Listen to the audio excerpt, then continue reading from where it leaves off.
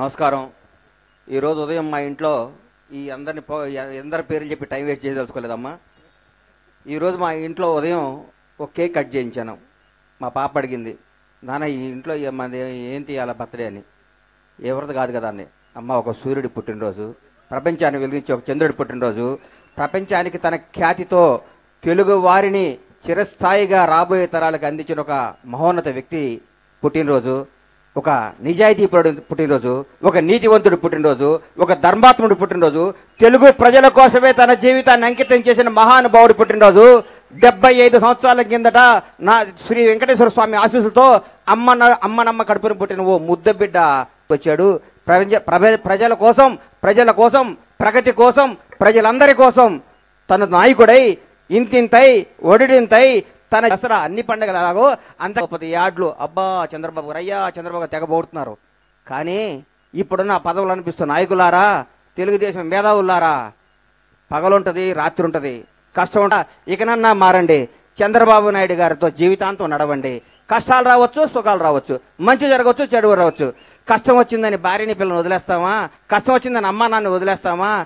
Party ఓడిపోయిందని stop black అయిపోయి నాయకులారా, ఇక నుంచైనా రాబోయే తరాలకి దయచేసి చెప్తున్నా, మీరు చేసే ప్రతి నిర్ణయం, మీరు చేసే ప్రతి ఒక్కటి జీవితాంతం చంద్రబాబు నాయుడు లాంటి మేధావితో, చంద్రబాబు నాయుడు ఒక సంస్కరణకర్తతో, చంద్రబాబు నాయుడు ఒక నిజాయితీపరుడుతో, చంద్రబాబు నాయుడు ఒక గొప్ప వ్యక్తిత్వంగా అలవాడుతూ, చంద్రబాబు నాయుడు ఒక విజనరీ ఉన్న లీడర్తో నడిస్తే మన పిల్లలకి, వాళ్ళ పిల్లలకు కూడా ఒక మంచి భవిష్యత్తు ఇచ్చిన వాళ్ళం అవుతాం. నిజాయితీగా బతుకుదాం, నీతిగా బతుకుదాం.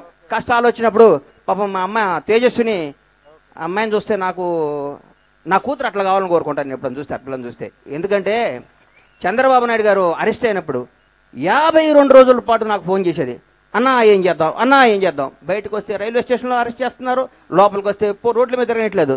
ఒకరోజు కేబీఆర్ పార్క్లో బయటకు వచ్చాను, అందరూ ఇంట్లో దాంకోవట్లేదు, నలుగురిలో దాంకుంటున్నారు. అందరూ లోపల, బయటకు వస్తే తీసుకొచ్చి కొడతారేమన్న భయంతో బతుకుతున్న రోజుల్లో చంద్రబాబు నాయుడు గారు బయటకు వస్తాడు, రాష్ట్రాన్ని వెళ్తాడు, దేశాన్ని శాసిస్తాడని చెప్పే అదే జరుగుతుంది. నా నోరు అంత పవిత్రమైన నోరు. నేను అంత నిజాయితీగా ప్రేమిస్తే నేను ఎవరైనా ఫ్రెండ్షిప్ చేస్తే నిజాయితీగా ఫ్రెండ్షిప్ చేస్తా, కానీ అవసరం కోసం, అవకాశం కోసం మనిషిని పొగిడి ముందు మాట్లాడి వెనక మాట్లాడే నైజం నా బ్లడ్ లో లేదని మీ అందరికీ చెప్తున్నా. నచ్చితే నచ్చినట్లు ఉండాలి, నచ్చపోతే నచ్చిన విధంగా ఉండాలి. ఈ రోజు నేను చెప్తున్నా, చంద్రబాబు నాయుడు గారు గొప్పతనం ఒకటి చెప్తున్నా. ఆయన జైలుకి వెళ్ళినప్పుడు ఒక అద్భుతాలు జరిగినాయి. ఒక తెలుగు ప్రజలకి నారా భువనేశ్వర రూపాయన ఒక గొప్ప నాయకురాలను అందించాడు. ఆవిడ మాట్లాడుతున్న మాటలు, ఆవిడ ఇస్తున్న స్పీచ్లు చూస్తుంటే మా భువనకి ఒక 10 ఏళ్ల ముందు వస్తే ఇంక చాలా పెద్ద పొజిషన్లో ఉండేదా అనిపిస్తుంది. అంత ఆనందం వేస్తుంది. ఆవిడ కుప్పం ఆవిడ చేస్తున్న కార్యక్రమాలు కానీ, భారతదేశ గర్వించదగ్గ పొలిటికల్ లీడర్ కాబోతున్నాడు నారా లోకేష్ బాబు. ఎంత చేంజ్ అండి మనిషిలో, ఎంత ప్రవర్తన మార్పండి. ఒక వ్యక్తి ఇట్లా మారతాడా? అది చంద్రబాబు నాయుడు కొడుకే సాధ్యం, చంద్రబాబు నాయుడు పెంపకమే సాధ్యం, భువనేశ్వర్ గారి పెంపకమే సాధ్యం అనిపించింది. ఇలాంటి పుట్టినరోజున చంద్రబాబు నాయుడు ఇంకా ఎన్నో చేసుకోవాలి. మీ అందరికీ చెప్తున్నా, సచ్చినా బతికినా ఉన్నా లేకపోయినా చంద్రన్న మన నాయకుడు చంద్రబాబు, మన జాతి చంద్రబాబు జాతి, మన ఓటు చంద్రబాబుకే, మన కీర్తి చంద్రబాబుకే, మన శ్వాస చంద్రబాబుకే, మన ప్రాణం పోయే వరకు చంద్రబాబు నాయుడు శ్వాసిస్తూ చెప్పాలి. మీ అందరికీ ఒక ఇన్సిడెంట్ చెప్తా సార్. ప్రతి ఒక్కళ్ళు చంద్రబాబు నాయుడు సహాయం చేయడు పట్టించుకోరు అని తెలిసినాడు తెలియనాడు అది ఊతపదం సరదాగా. 2000లో తర్వాత అప్పుడు జరిగింది.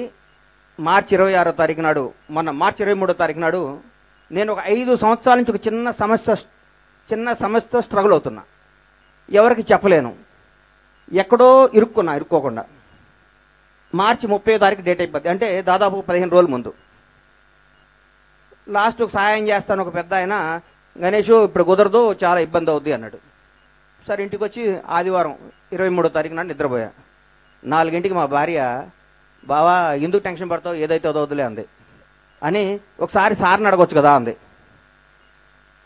సార్ని పోయి, ఇప్పుడు ఆయన ముఖ్యమంత్రి, ఆయన పోయి నేనేం అడిగాను చెప్పు అన్నా. ఒకసారి ట్రై చేయండి. నేను మా రాజగోపాల్కి ఫోన్ చేశా, అన్నా నేను సార్ని కలవాలి అని. రేపు వచ్చి విజయవాడ వచ్చి కలువు అన్నారు. అరే రేపు పొద్దున కల్లా ప్రాణం పోద్దాయా, ఇవాళ కలవాలి అన్న. 15 నిమిషాల్లో ఫోన్ చేసి సార్ 6:30కి రమ్మన్నారని చెప్పారు. 6:30కి వెళ్ళాను. 7 o'clock సార్ బేగంపేట ఎయిర్పోర్ట్కి వెళ్తున్నారు.